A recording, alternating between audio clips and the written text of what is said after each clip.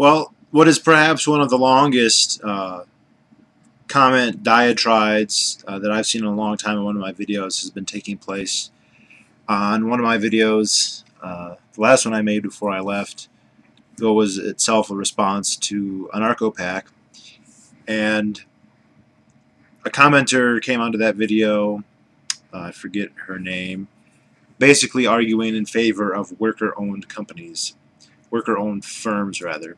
And I wanted to talk about this just a little bit, about some of the problems I see with worker-owned firms. And when I say problems, I don't mean problems in the sense that so they can never happen or I'm against them ever happening. Just reasons I think that they won't really proliferate, and reasons also why it is erroneous, completely erroneous, for proponents of this system to pretend that it is somehow uninhibitedly or undoubtedly more ethical than wage labor, or as they like to call it, wage slavery. Their arguments against wage slavery, that it's coercive and whatnot, are equally applicable, at least as far as their logic goes, to worker-owned factories. But I'm just going to premise this at the beginning by saying I have nothing against workers joining together in a firm, sharing profits however they like. This all started because this commenter, gosh, I should just look up her name. Pardon me. I usually don't like to run the internet while I am doing videos because then I get distracted, as I currently am. So I apologize for that in advance. Anyway, I think I can remember. She made some comment about worker-owned factories, and she said, you know, capitalists are they're pro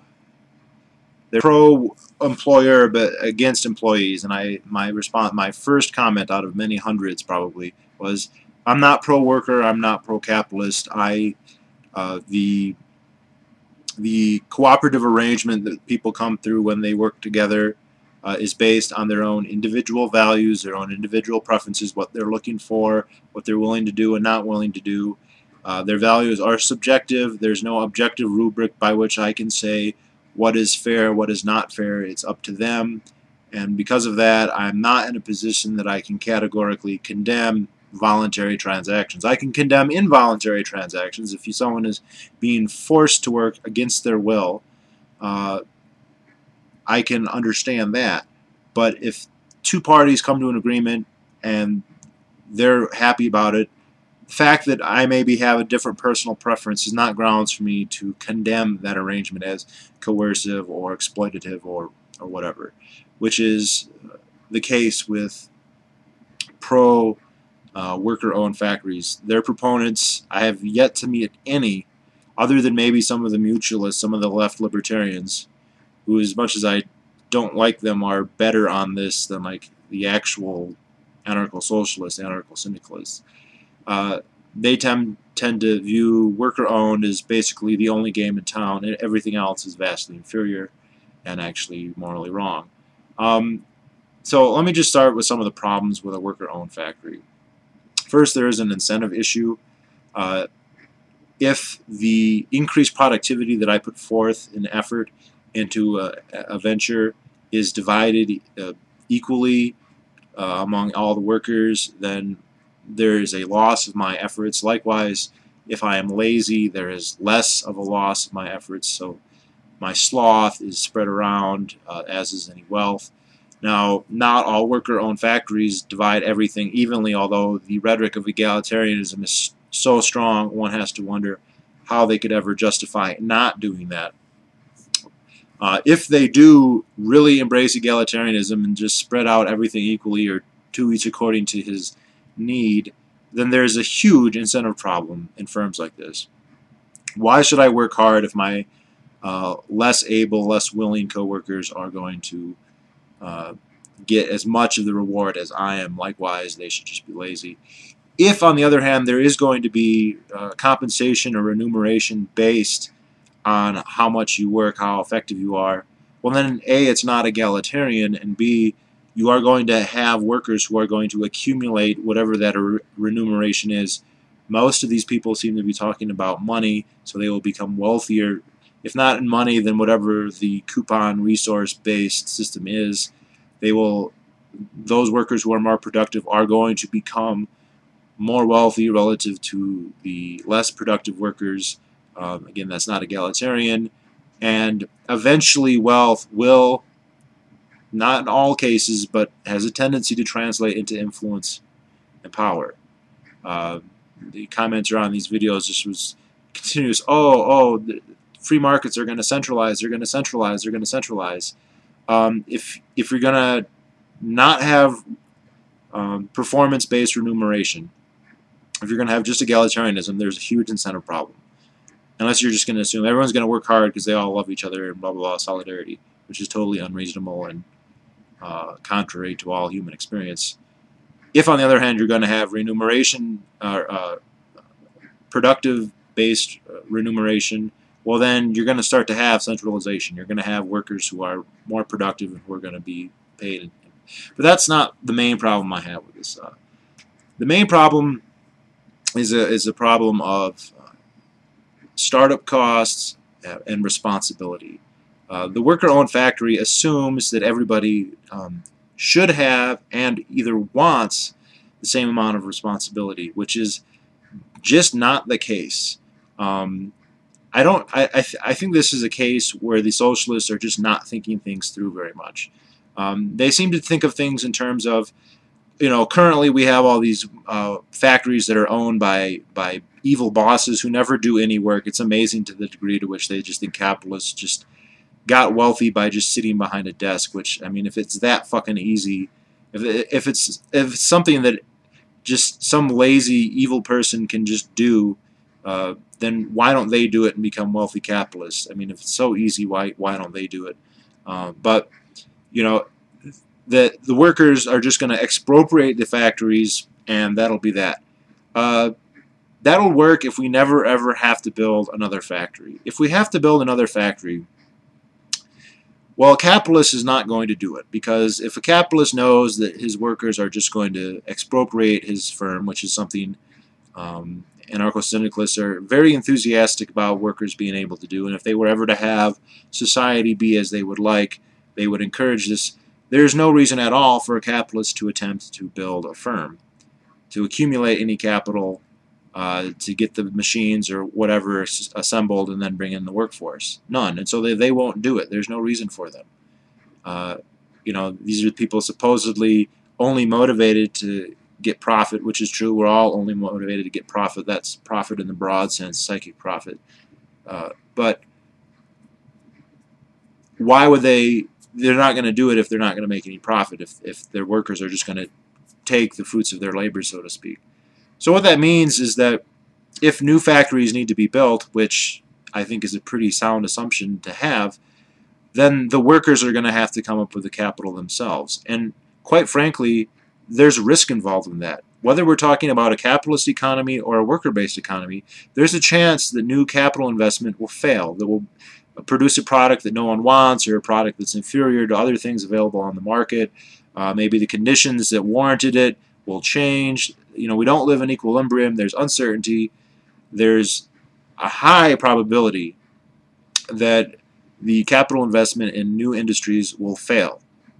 And I understand, because I feel this way myself, the impulse for some people to not want to risk their own savings, their own investments in such a venture. In my job, the startup costs just of the equipment is not huge. It's not beyond the reach of an individual person. I'd say $10,000 to $15,000 will get you started. You'll have a lot of costs to keep it running, but $10,000 to $15,000. I did not have to spend $10,000 to $15,000 to start this business. I didn't start this business. I didn't have to spend anything. My boss spent a lot of money, his money. He borrowed money. He borrowed a lot of money that he probably has still yet to pay back, although I don't know all of his finances. He took that risk, not me.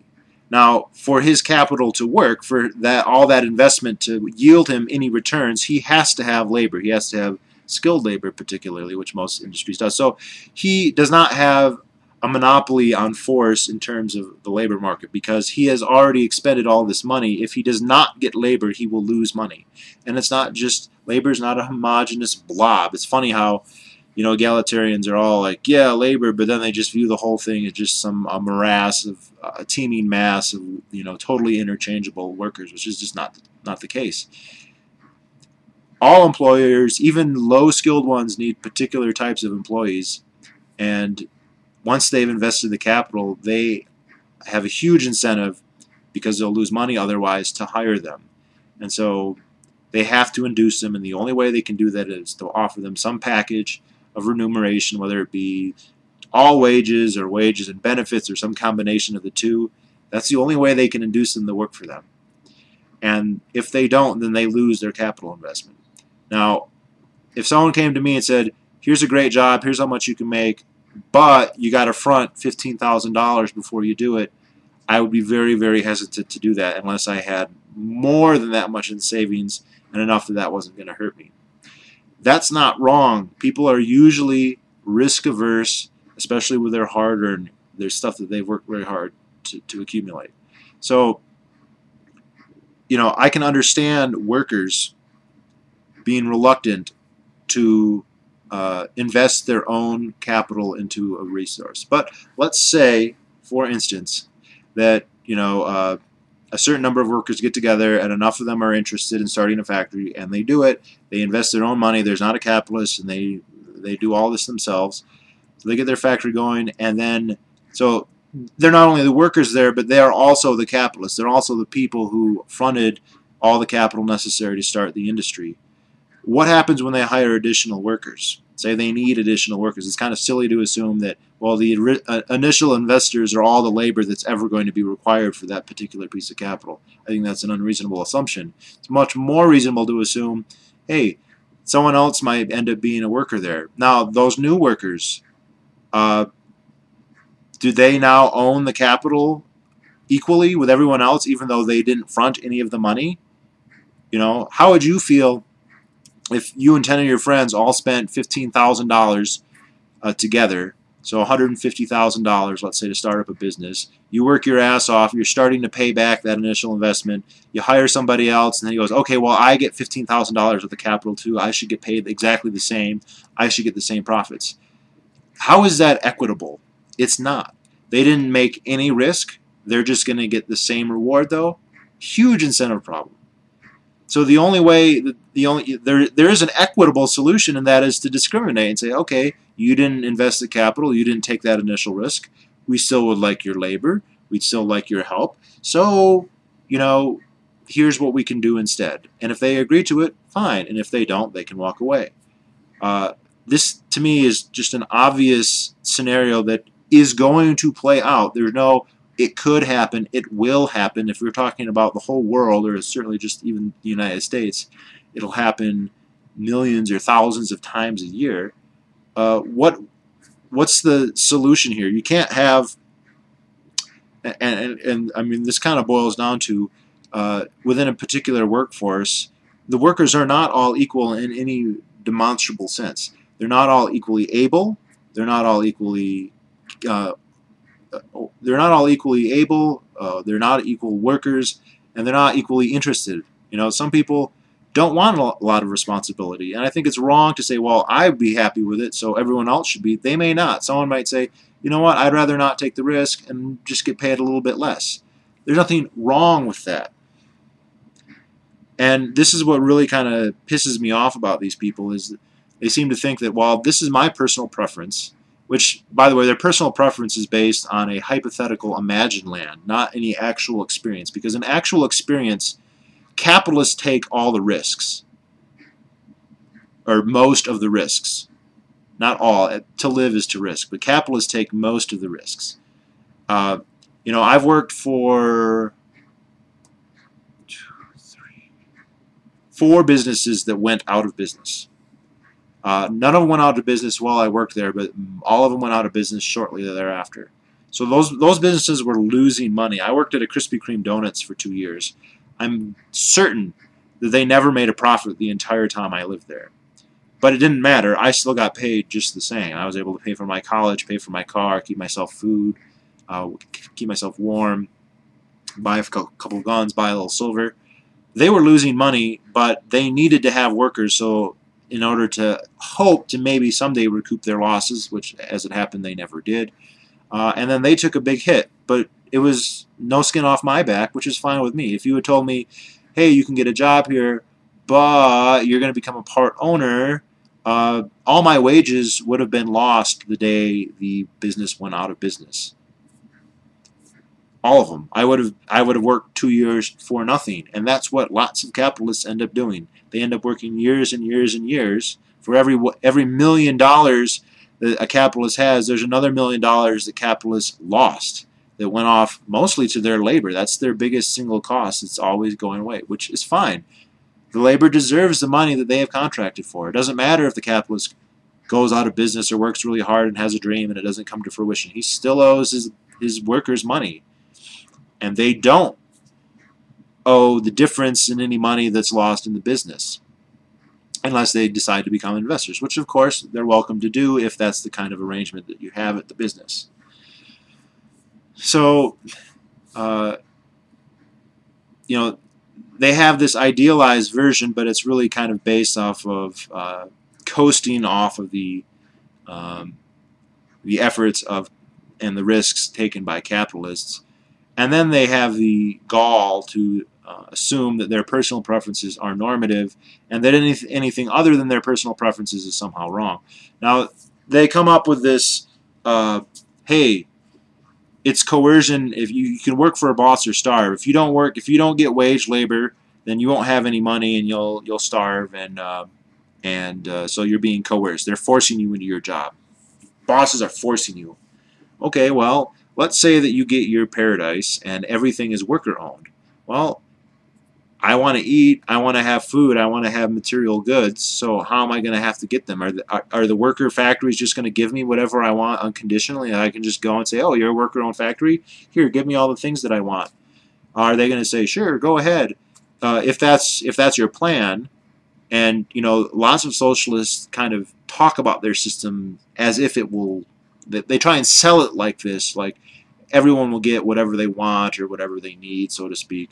But most of them are astute enough, this is surprising actually, to realize the incentives in that kind of system are pretty dangerous. There is the word moral hazard. That's like the quintessential most moral hazard you can imagine for a situation, is to tell people that they can have something or even whatever they want unconditionally. And so most of them realize, no, you're going to have to work at one of the worker-owned factories. Well, if I have to work at a worker-owned factory in order to get food or remuneration, money, whatnot, then by the same logic that working for a boss is slavery and coercion, then so is working in a cooperative workers environment. And that's also coercive, because they're not just going to give me what I need or want unconditionally. They're going to demand that I pay them back with my labor. So it is essentially slavery, right? Just like the slave master says, you can have all the cornbread you want, you just got to pick cotton all day. The the worker-owned factory says, yeah, you can have as much of our factory as you want, just as long as you give us all the labor that we demand. So, you know, you confront them about this, and they don't really have a counter-argument except to just skip on to another fallacy. And then, I mean, it's kind of like they have these mutually supporting arguments, and when you demolish one, they just skip to another one without, you know, really defending the one that you just demolished. And then when you demolish the one they're standing on now, they skip to that, and then they will refer to the one that you demolished earlier and just pretend like all their pillars are still in good shape when they can't defend any of them in any depth other than, you know, by just sheer hyperbole and name calling. So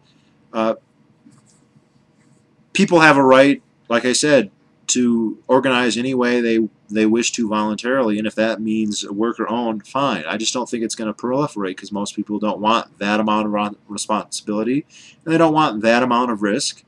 And you know, a lot of times, if you're talking about investing your own money first, the remuneration you're going to get is actually, unless you are very successful, which on net most aren't, you're going to get more as a worker than you're going to get as an investor, which is what worker owned factories are going to have to be, unless you're just going to assume that there won't be any investment. We'll just expropriate what currently exists, and that'll last till the end of time.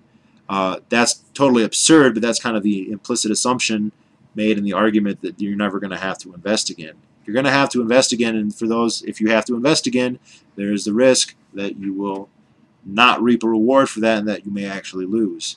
GS Debunked again, one of my favorite subscribers, one of my favorite users. He owns a business in the UK, and he says, look, if I was just doing what I used to do when I was just a worker doing the same business, you know, I would have more take home because I wouldn't have any outlays.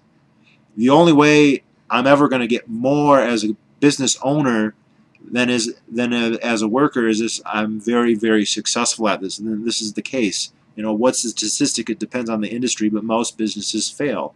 So if you are an investor, most of the time you're very lucky if you just break even. On net, there are going to be a lot who lose. Only a few of the capitalists are going to actually make profits more than they would as a wage laborer. And those who accomplish that do so because they're giving a good or a service that people value enough to compensate them for their efforts. It's not because they're just lazy and sit behind a desk and pencil push. If that was the case, we'd all be millionaire capitalists at this point. So this is a big distinction I see between the anarcho-socialists and the anarcho-capitalists. You know, and then the anarcho-socialists who are always like, you guys aren't really libertarian. The anarcho-socialists are extremely antagonistic to the point of condemning as wrong any voluntary arrangement that doesn't meet their personal preferences.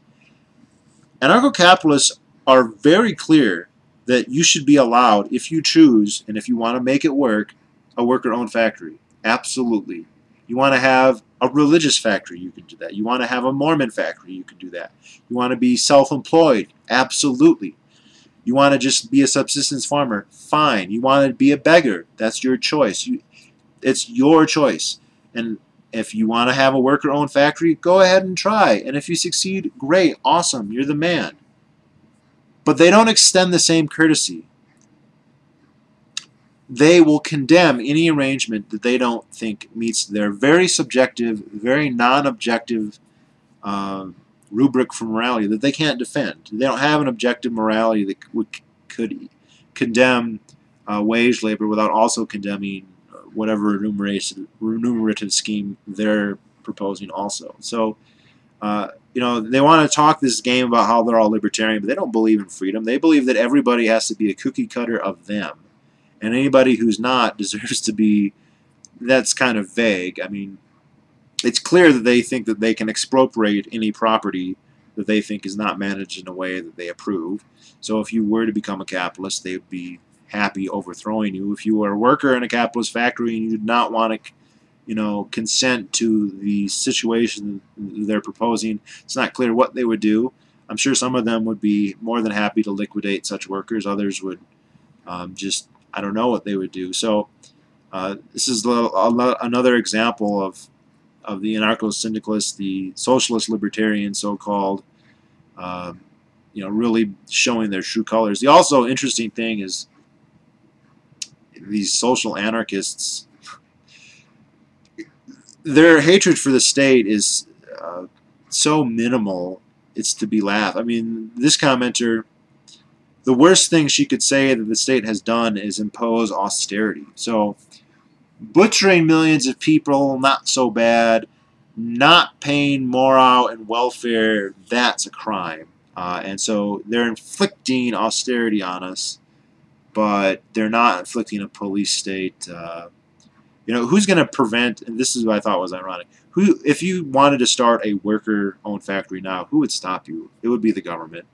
But no, the real enemy is anybody who wants to take the risk and start their own business. Those people, why, they're the very bane of society, supposedly. If one does not think about anything or know any better, I suppose.